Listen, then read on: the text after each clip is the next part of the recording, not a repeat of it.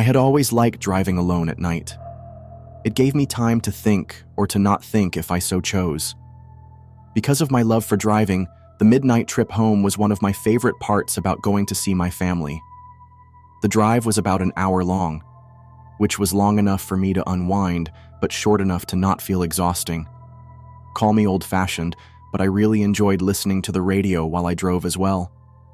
I'd tune into whatever the local station happened to be playing as I zoned out while watching the reflective yellow lines on the road pass rapidly by me. There often weren't but a handful of cars traveling along this stretch of highway so late into the night, and this gave me a sense of solitude. But I liked it. It was meditative in a way. One night when I was returning home from a visit with the folks, I was enjoying the trip the same as I always had.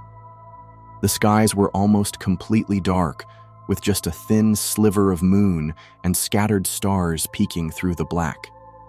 The radio was playing some old jazz song, and there wasn't a single soul sharing the road with me. It was peaceful, but just as I was sighing in contentment, the smooth and calming sounds of the jazz radio abruptly cut off into a roaring static. Crrrr! Ah, shit! I hissed to myself as my hand quickly shot to the radio to turn it down. I now sighed in frustration, annoyed that my peace had been broken so suddenly. After messing with the dial for a moment and failing to get the radio signal back, I decided to pull out my phone and try to connect it to my car's speakers so that I'd still have something to listen to.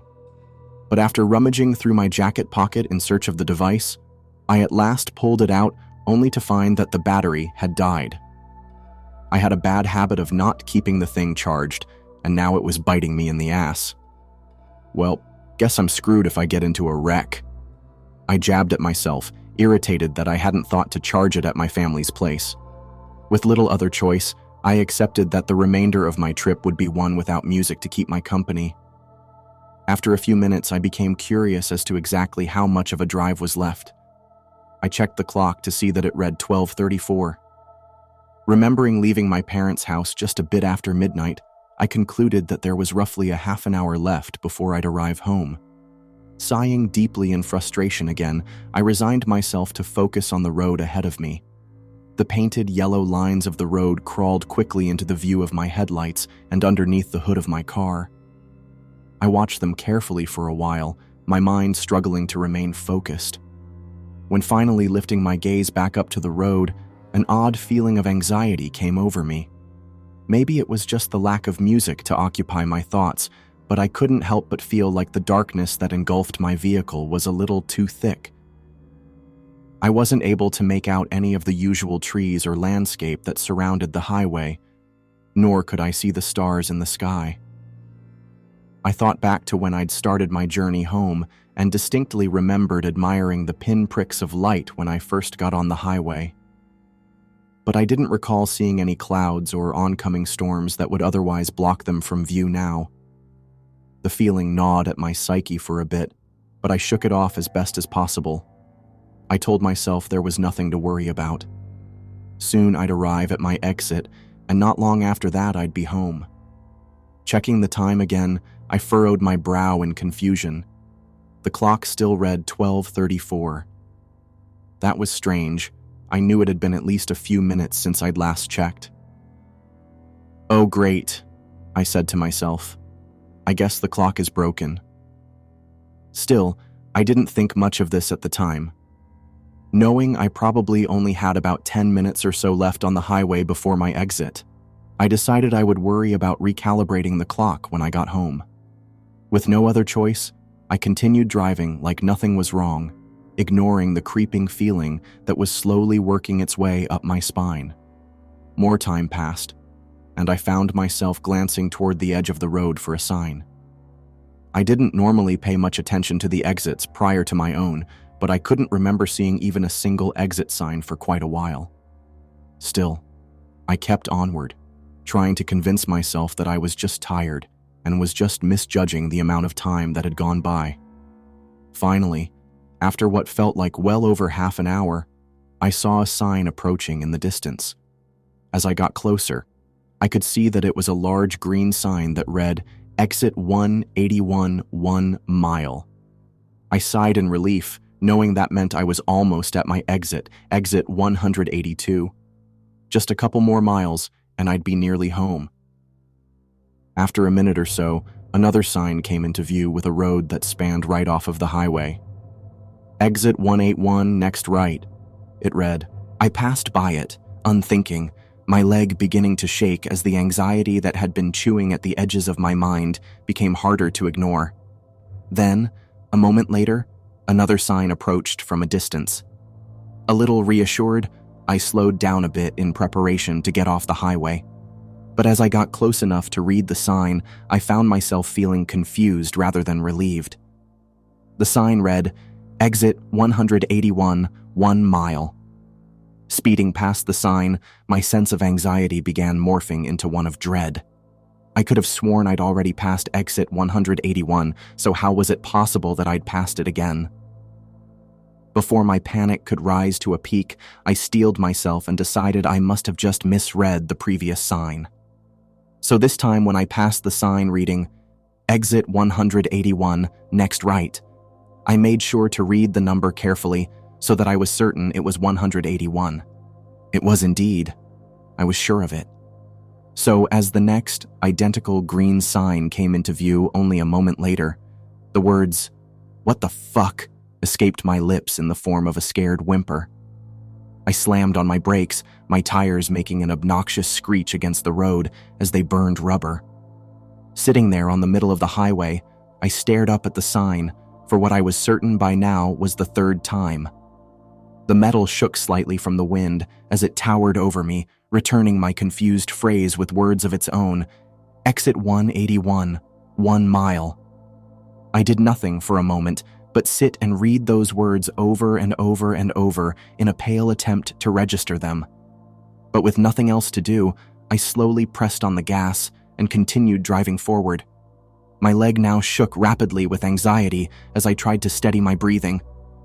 The words, Exit 181, echoed through my mind as I approached the exit yet again. And as the road that broke from the highway passed me by once more, I found myself on the verge of a panic attack. By now, I knew for a fact that I'd passed this exit more than once. Surely I wasn't losing my mind, was I?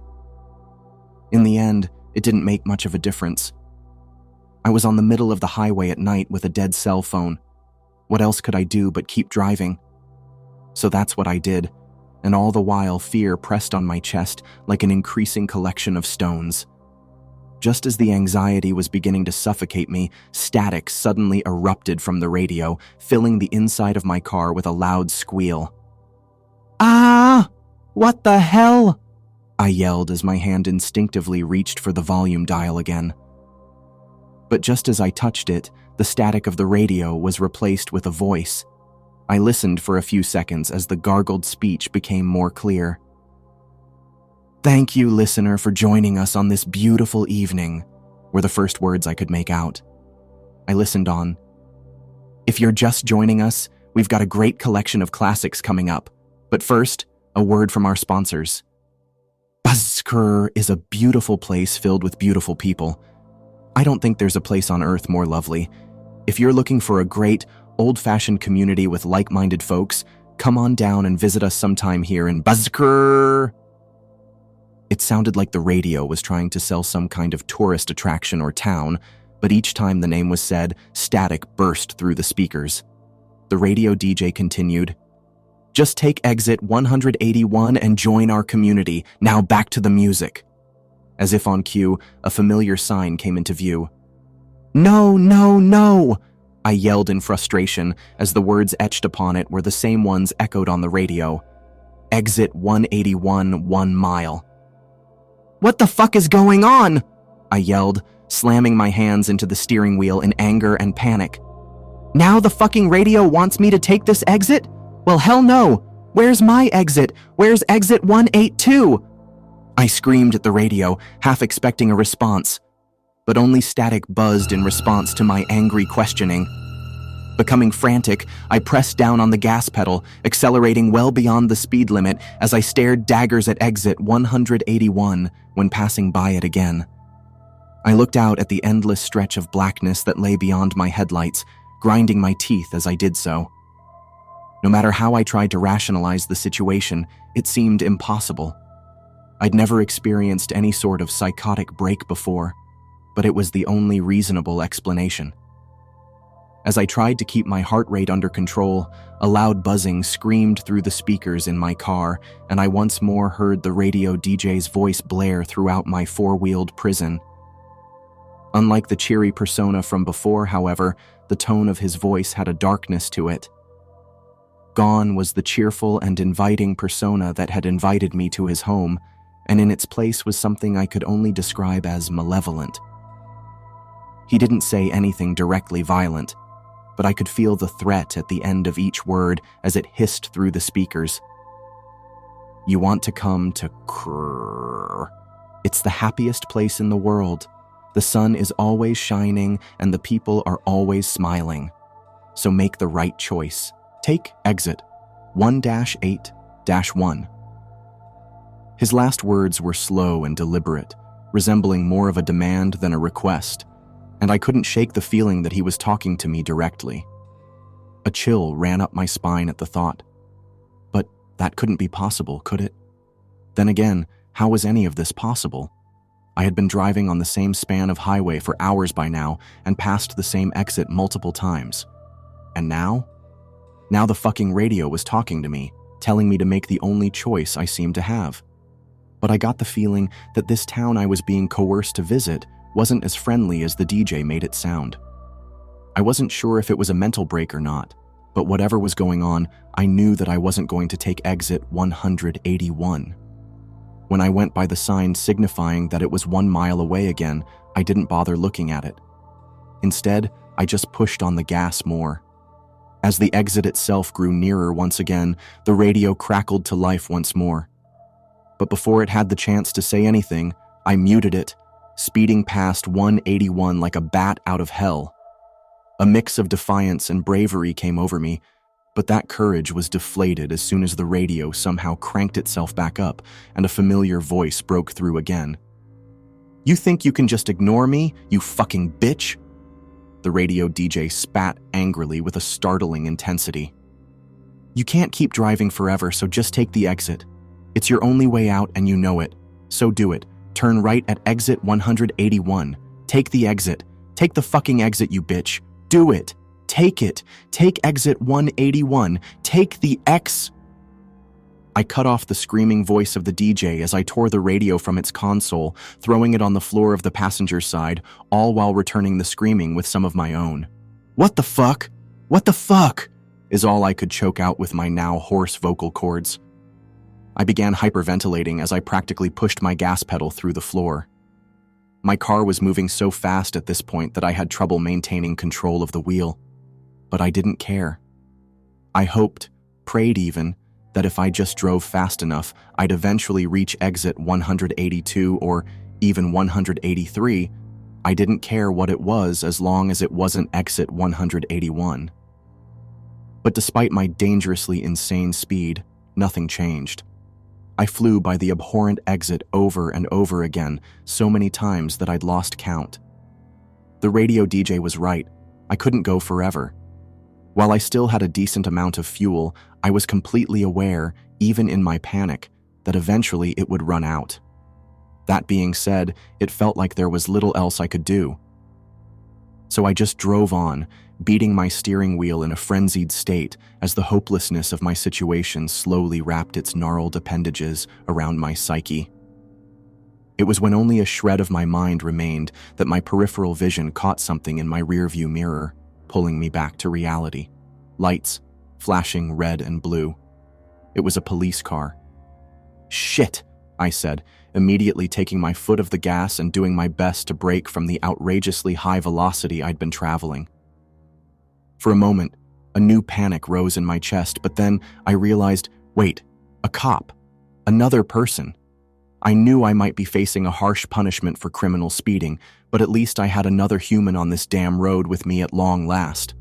By the time I had slowed to a reasonable speed, the car had already caught up with me. Putting on my hazards, I pulled off to the edge of the road and tried to think of how I'd explain all this to the officer. They pulled up behind me, the reflection of their bright lights nearly blinding me as they parked uncomfortably close to my own vehicle. A few seconds later, a door slammed, and the crunch of dirt underneath boots echoed ominously as the officer approached my window. The form outside my car was tall, so much so that I couldn't see its head while it was standing so close to my vehicle. I sat staring vacantly for a moment, wondering if it was safe before they began tapping on my window to get my attention. Quickly snapping back to reality, I rolled it down so that I could speak to them, and the deep voice of a man broke through the chilly night air. "Ma'am, do you have any idea how fast you were going?" the officer asked in an intimidating tone. I swallowed tears and did my best to respond.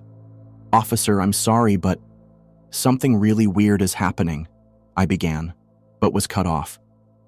"License and registration, please," he said sternly. I began going through my glove compartment in search of the requested documents, but continued trying to explain myself as I did. "Yes, sir. But please, you have to listen to me. I've been stuck on this stretch of highway for hours," I said, trying not to sound too exasperated. "Going that speed? Lady, you'd better explain yourself," he responded incredulously. "No, you don't understand." I tried to reason. "I keep passing the same exit over and over and over again." "Ma'am, what in the hell are you talking about? Have you been drinking tonight?" he asked accusingly. "No, I've been stuck in some sort of loop, driving by the same exit repeatedly. I can't get to my exit. It's like something is trying to keep me from my exit." "Uh-huh, sure. What exit did you say you've been trying to get to?" he asked in an almost mocking tone. "Exit 182, I replied. "Exit 182? he asked. "Well, that's your problem, ma'am. You're going to the wrong place." I stopped, looking back at his gaunt, towering form in confusion. What do you mean?" I asked, paranoia beginning to choke me once more. He slowly bent down, his impossibly tall form collapsing like a skyscraper as he brought his face level to the window to meet my petrified gaze. I let out an involuntary gasp as what I previously thought to be a man stared into me with a rabid expression. The thing's features were awful. It was like some animal had ripped the flesh from a human male and adorned their face like a cheap Halloween costume. The skin stretched and warped in horrible ways around the bony, bulbous structure beneath it. Its eyes were too big for the holes of the mask, and the sockets tore and contorted around the bulging, sickly yellow sclera. But worst of all were its teeth. Large and jagged like that of an anglerfish, they shredded through the meat that surrounded the false lips of the thing, causing the pink flesh to smack together grotesquely as the twisted, mangled thing pretending to be human spoke once more. "There's only one place for you to go, ma'am. Exit 181. A scream of abject terror escaped my lips as the engine of my car simultaneously screeched to life. I pulled away from the monstrosity as fast as I could, my foot putting the pedal to the metal and leaving a cloud of dust in my wake.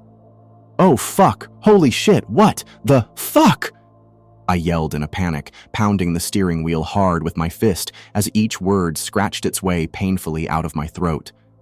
My vehicle roared down the black stretch of highway at over 100 miles per hour. Its dated engine sputtered and shook, rattling the frame of the car violently. I had just started to let up on the gas when something caught my eye in the rearview mirror again. The red and blue lights were back and quickly catching up to me. I began hyperventilating as the realization hit me. That imposter was chasing me, and it wouldn't be long before it caught up with my old junker of a vehicle. Immediately, I pressed my foot hard against the gas pedal again, like I was trying to push it through the floor. I watched as the speedometer crept back to over 100 at a torturously slow rate. My heart pounded in my chest as I looked back in the mirror to see the lights getting closer. "Damn it, go faster, you piece of shit!" I screamed at my car. The engine began to rattle again, but I didn't care. My foot remained planted on the gas even as the steering wheel became difficult to control. As I desperately tried to increase the distance between myself and the false police officer, I glanced frantically at each road sign as I accelerated past them. Exit 181, 1 mile. Exit 181, next right. Exit 181, 1 mile. Exit 181, next right. Exit 181, 1 mile. Exit 181, next right. Each time I read the words, my anxiety rose higher and higher until I wanted to scream. But no matter how many times I passed the signs, the words upon them remained the same. Exit 181, 1 mile. Exit 181, next right. The red and blue lights were so close now that they began to illuminate the inside of my car, and I could hear the sirens wailing at near-deafening levels just behind me. No sooner than I realized this, the radio erupted in harsh static, which nearly made me lose my grip on the wheel. The damn thing wasn't even hooked in anymore, yet somehow the furious voice of the DJ crackled through my car at a volume that threatened to blow my speakers and began screaming expletives at me. "You fucking disappointment, take the exit now, you're nothing but a disgusting shell, you'll never be anything, so take the exit. Take exit 181, take the fucking exit, you bitch." The howling insults continued, and I screamed in agony and confusion in response, matching the volume of both the radio and sirens in a crescendo of madness. Suddenly, my cries caught in my throat as the red and blue police lights became visible in my side mirror. With horror, my head twisted at a nearly bone-snapping speed to see the imposter's car was now tearing down the road in the left lane, its front tires even with my own. I gazed with a silent scream at the abomination that sat behind the wheel as it returned my petrified expression with a twisted, sinister smile. Then, with no other warning, he twisted his wheel, causing the police car to slam into the side of mine. My tires screeched against the road as I struggled to maintain control of my car. Meanwhile, the radio continued violently berating me. "Take the exit now, take it or die, you fucking waste of space."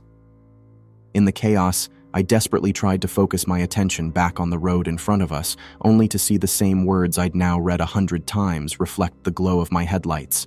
Exit 181, 1 mile. I took in a long, deep breath and turned to face the skin-wearing monster in the neighboring lane again. Tears fell hotly down my cheeks as my gaze pleaded with it. The creature, still smiling through the torn flesh of its human mask, nodded slowly and expectantly at me. It knew as well as I did that there was only one way for this to go. Removing my foot from the gas, I began to slow down, and so too did the imposter officer. I returned my attention back to the endless road that stretched in front of me. The abyss that surrounded my headlights remained as thick as ever as the small, dim reflection of green became slowly visible in the distance. Tears and snot continued to fall from my face as I prepared myself for whatever exit 181 had in store for me.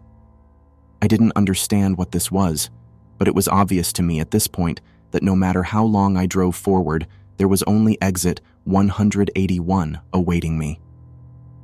"Wait a second," I said to myself as a thought occurred to me. I looked around my vehicle to observe my surroundings more deeply. All that lay in front of me was the same stretch of road, but I couldn't actually see anything but the same black fog that sat at the sides of the highway until my headlights illuminated the space. Was it possible that I wasn't just driving through some abyss?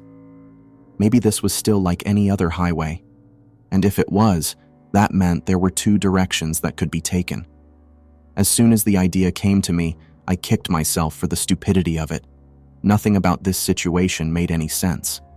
So there was a much better chance that I was wrong, and that if my tires left the road, I'd simply fall into the void that lay beyond them. Still, the more I considered my options, the less the alternative sounded preferable.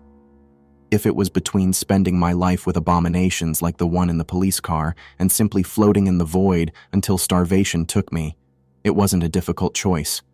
I wasn't going to do what these monsters wanted. I wasn't going to do what the signs wanted. If I was going out, I decided it would be on my terms. Looking at the sign as it grew nearer, I furrowed my brow in resolve. Exit 181 was approaching me again, but this would be the last time I would read those damn words. I made sure to keep up the act and began slowing my vehicle more, even throwing my turn signal on as the abhorrent exit grew closer. Taking in a deep breath once more to steady myself, I glared back at the imposter, its vehicle still keeping pace with my own. Its expression, now less menacing but still horrifying, nodded at me once more. Then, as the exit approached for the final time, I slammed on my brakes without warning. The smell of burning rubber filled my nostrils as the seatbelt dug sharply into my collarbone. The police car tried to react to my drastic shift in speed, but it was obvious that the creature driving it was caught off guard. As a result, its vehicle sputtered and twisted its front end to the right toward exit 181 as it too came to a screeching halt. My car, however, twisted in the opposite direction as I poured every ounce of my strength into jerking the wheel to the left. The imposter attempted to maneuver its fake police car to compensate for my abrupt change in direction, but it was too late. As soon as my steering wheel stopped turning, I floored the gas pedal. The engine of my old car roared and its tires once again cried against the asphalt beneath me. I took one last look at the sign poking through the abyss in my rearview mirror. Then, my car tore me away from it and toward the empty blackness on the other side of the road. I closed my eyes and prepared myself for the feeling of falling off the sheer cliff that I'd expected. But instead, my car began rattling as it took on rough terrain. My eyes shot open in surprise as I realized I was now driving on the rocky, gravel median that sat between the two opposing directions of highway. I gripped the wheel hard, bracing from the bumpy earth below. After just a few seconds, more asphalt became illuminated in my headlights, and I twisted my wheel to the left as my tires bumped back onto the road. Without thinking, I immediately floored the gas again, now racing down the highway in the opposite direction of where I'd left the false police officer. The radio crackled with more expletives for a moment. "Where do you think you're going? Get back here, come but..." Then, suddenly, it cut off, leaving a heavy silence in its wake. I looked back in my rearview mirror, expecting to see the sirens chasing me, but there was nothing but an empty stretch of road behind me. As I searched my surroundings for any sign of the imposter, I slowly began to recognize them. Gone was the empty darkness that had previously swallowed what lay beyond the edges of the road. In its wake were trees, grass, and distant mountains. Turning my gaze to the sky, I saw the sliver of moon hanging in its center, surrounded by stars which dimly illuminated the landscape around me. Confused and still on edge, I let out a shaky breath. But only a moment later, a familiar sign could be seen coming up in the distance. My heart rate immediately shot into my throat as I approached it, feeling on the verge of another panic attack.